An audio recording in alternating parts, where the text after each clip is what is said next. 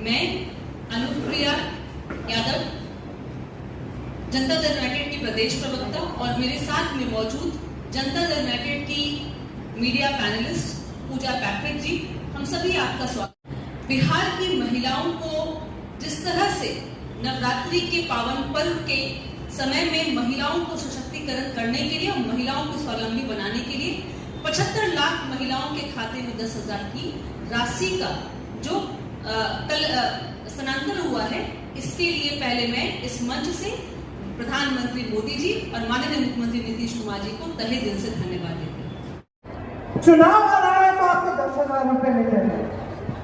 तो ऐलान हो गया है कि आपको 10,000 रुपए दिए जाएंगे। 20 सालों से यहां कौन सरकार में रहा? 20 सालों से किसने नीतियां बनाई? 20 सालों से 10,000 रुपए आपको क्यों नहीं दिए? अब चुनाव आ रहा है तो उन्होंने कह दिया कि 10,000 रुपए आपको मिलेंगे, लेकिन ये नहीं कह रहे कि हर महीने मिलेंगे। ये नहीं कह रहे कि आपका मानदेय 10,000 रुपए हो जाएगा, कि उसको बढ़ाकर हम आपको 10,000 रुपए देंगे।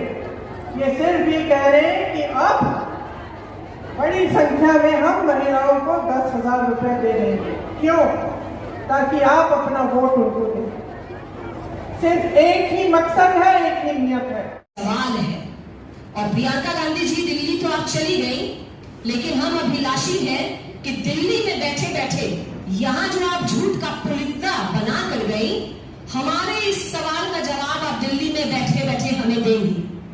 दीजिएगा जवाब कि प्रियंका जी, क्या ये सही नहीं है कि कांग्रेस और आरजेडी हमेशा से हमारी एनडीए और हमारे माननीय मुख्यमंत्री जी की फॉलोअर रही है, और आज ये फॉलोअर लीडर बनने का प्रयास कर रहे हैं? तो तराजू में आपको, राजनीतिक तराजू में तौल दिया जाएगा। नमस्कार, मैं पंकज कुमार। बिहार के 50 लाख महिलाओं के खाते में मुख्यमंत्री रोजगार योजना के तहत 26 सितंबर को 5,000 करोड़ रुपए दिए गए। इस योजना के तहत पहली किस्त 10,000 रुपये दिया गया है। बिहार में कुल वोटर 7 करोड़ 80 लाख है, जिसमें महिला वोटर 3 करोड़ 72 लाख है। एनडीए को 2020 के विधानसभा चुनाव में महिला वोट का 41% मिला था, जबकि महागठबंधन को 31% वोट मिला था। तो क्या इस बार महिला वोट अधिक से अधिक प्राप्त करने के लिए एनडीए सरकार महिलाओं के खाते में पैसा डाल रही है? सवाल है कि क्या महिला वोट खरीदने का प्रयास है यह?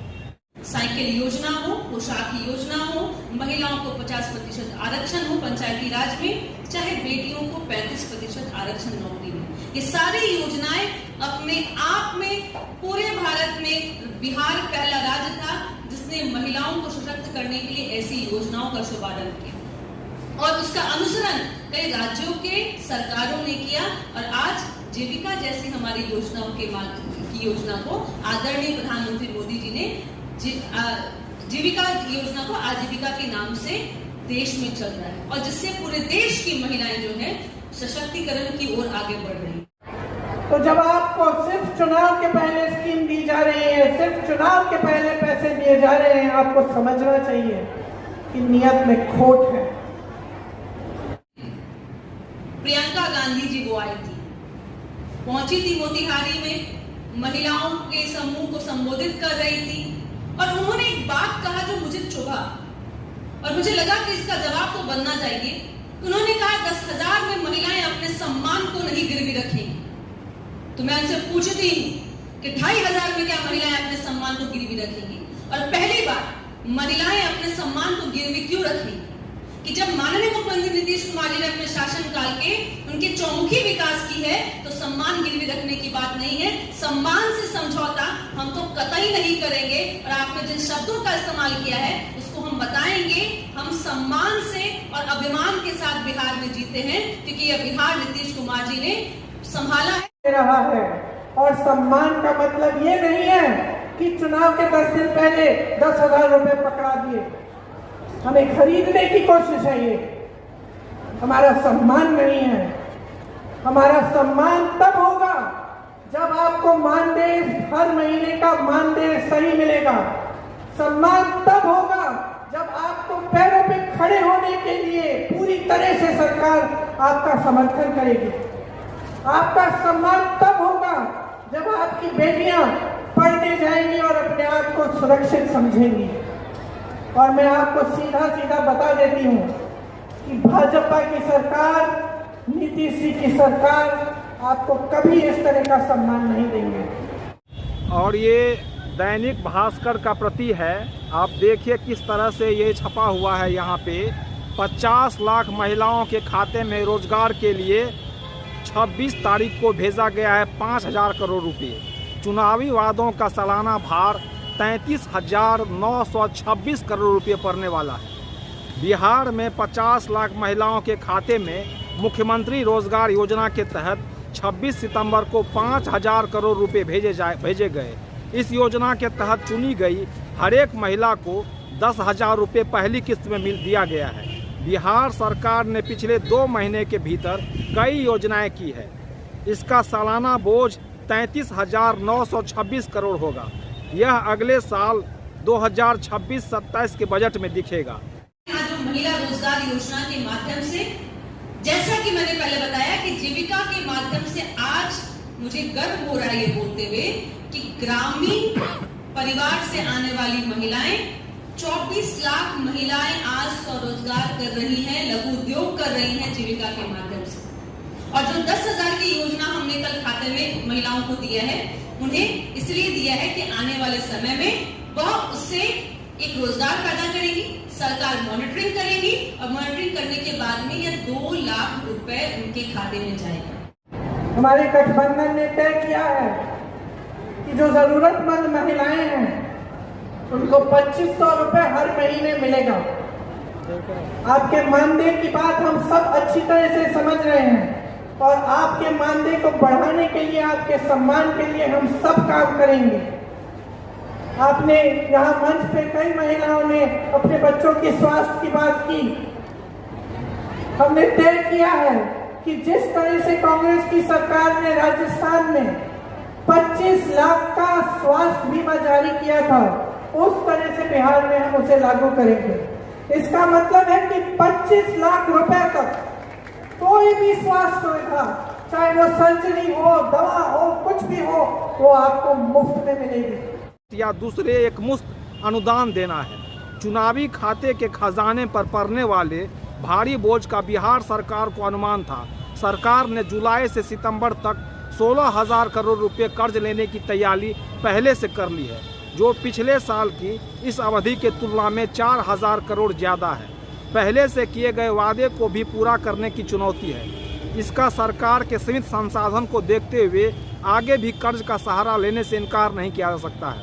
इस तरह से यहाँ चुनावी वादे के तहत मुख्यमंत्री महिला रोजगार योजना में 2005 से नीतीश कुमार मुख्यमंत्री है और बिहार सरकार में हुए आर्थिक सर्वे में कहा गया है कि यहाँ 34% लोग भी 6,000 रुपया से महीना कम कमाते हैं। अनुसूचित जनजाति में 42.70% लोग गरीब है। अति पिछड़ा में 33.6% लोग गरीब है। पिछड़ा वर्ग में 33.16% लोग गरीब है। सामान्य वर्ग में 25% लोग गरीब है। बिहार में 33,000 भिखारी है और 38,000 कचरा बीनने वाले, 1 करोड़ खेतिहर मजदूर है। इस तरह से यहाँ पे बिहार में 63,840 परिवार के पास छत नहीं है और 39 लाख परिवार झोपड़ी में रहती है। 13 करोड़ आबादी में 98.63% लोगों के पास कंप्यूटर लैपटॉप नहीं है। यानी 20 वर्ष से मुख्यमंत्री नीतीश कुमार हैं और नीति आयोग कहती है कि बिहार का हर दूसरा व्यक्ति गरीब है। यानी पिछले 20 साल में बिहार देश का सबसे गरीब राज्य बना हुआ है। और जब विकास का कोई योजना नहीं हो तो फिर अनुदान के नाम पे, योजना के नाम पे, किस्त में राशि पॉकेट में पहुंचाने के नाम पे एक योजना का पहाड़ खड़ा किया जा रहा है, जो कि वोट जीतने और वोट लेने का, सरकार बनाने का एक सफल फार्मूला है। तो इस तरह से आप देखिए जिस तरह से महिला के खाते में दिया जा रहा है वो वाकई है क्या।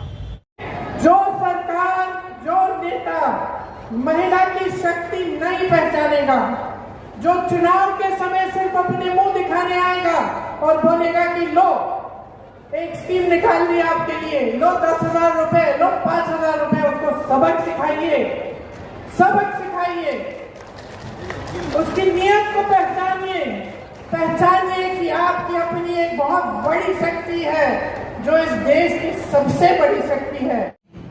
75 लाख महिलाओं के खातों में कल 10,000 रुपए को दिया गया और इस पर कटाक्ष करने के लिए कौन आई?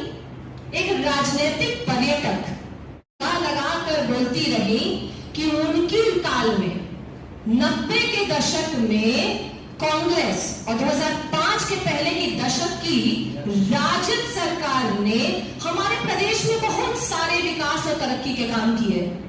लगता है कि प्रियंका गांधी जी को दिल्ली में अच्छे आई डॉक्टर नहीं मिल रहे, इसीलिए उन्हें यहाँ बिहार में आकर अपनी आंखों देखी जो पावर उनका गलत चल रहा है आंखों का, उस पावर वाले आंखों से वो देख रही हैं और उन्हें विकास, हमारी खासकर महिलाओं और बेटियों के लिए किए हुए विकास नजर नहीं आ रहे। तो प्रियंका गांधी जी, मैं आपको बताना चाहूंगी कि 2005 में जब माननीय मुख्यमंत्री जी सत्ता में आए तब तो आपने अपनी राजनीतिक पारी की शुरुआत भी नहीं की थी। 2006 में जब पंचायती राज में हमारे माननीय मुख्यमंत्री जी ने महिलाओं को आरक्षण दिया तब आप कहां थी? दिल्ली में बैठी थी। 2007 में नगर निकायों में जब हमारे माननीय मुख्यमंत्री जी ने महिलाओं को आरक्षण देने का काम किया 50%, तो आप कहां थी?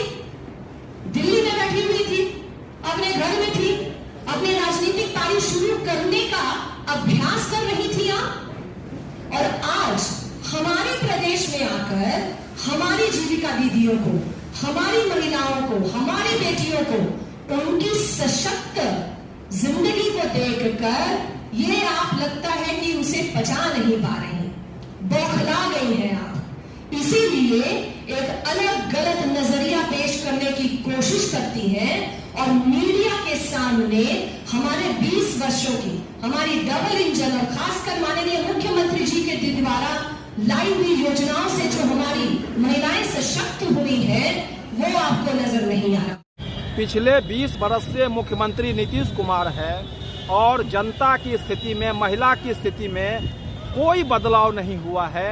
वो जस की तस है। कोई रोजगार के साधन यहाँ कल कारखाने से लेके कृषि में, गैर संगठित क्षेत्र में कोई मूलभूत परिवर्तन नहीं हुआ है। स्थिति जस की तस है। ऐसे में जातीय समीकरण का फार्मूला से जब विपक्ष से भी टक्कर मिल रहा है तो सत्ता में रहने के फायदे उठाते हुए नीतीश सरकार अब महिलाओं को डायरेक्ट पैसा ट्रांसफर कर रही है और महिला वोट बैंक महत्वपूर्ण है।